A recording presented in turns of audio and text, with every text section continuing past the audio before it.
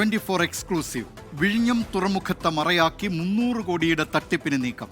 വിഴിഞ്ഞം international seaport limited chief executive ഓഫീസറുടെ പരാതിയിൽ പോലീസ് കേസെടുത്തു. മലപ്പുറം സ്വദേശി സൽമാനുൽ ഫാരിസിനെ പ്രതിയാക്കിയാണ് കേസ്. സാമ്പത്തിക ലാഭത്തിനായി വ്യാജരേഖയുണ്ടാക്കിയെന്നാണ് എഫ്ഐആർ. വിവരങ്ങളുമായി തിരുവനന്തപുരത്ത് നിന്ന് ഷഫീദ് റാവുത്തർ ചേരുന്നു. ഷഫീദ്, എന്തൊക്കെയാണ് ഈ വാർത്തയുടെ വിശദാംശങ്ങൾ?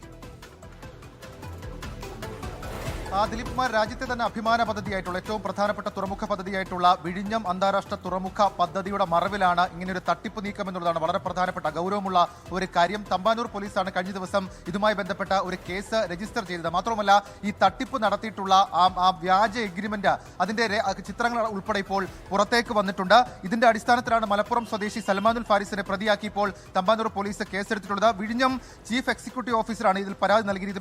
ഈ കേസിൽ എഫ്ഐആറിൽ പറയുന്നത് സാമ്പത്തിക ലാഭത്തിനായി വിസിലിന്റെ പേരിൽ വ്യാജരേഖ ഉണ്ടാക്കി എന്നുള്ളതാണ്. നമുക്ക് ആ ഉത്തരവിൽ കാണാൻ സാധിക്കും.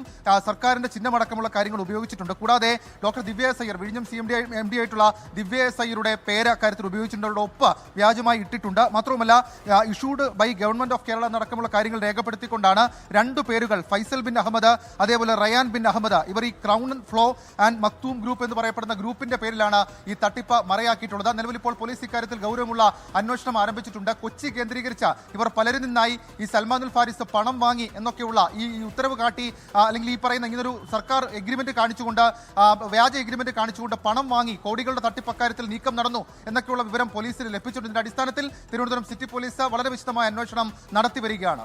ദിലീപ് കുമാർ, വിഴിഞ്ഞം തുറമുഖത്തിന്റെ പേരിൽ 300 കോടിയുടെ തട്ടിപ്പിന് നീക്കം. ഇക്കാര്യത്തിൽ പോലീസ് കേസെടുത്തിട്ടുണ്ട്. മലപ്പുറം സ്വദേശി സൽമാനുൽ ഫാരിസിനെ പ്രതിയാക്കിയാണ് കേസെടുത്തിരിക്കുന്നത്. വിവരങ്ങൾ നൽകിയത് തിരുവനന്തപുരത്ത് നിന്ന് ഷഫീദ് റാവുത്തർ.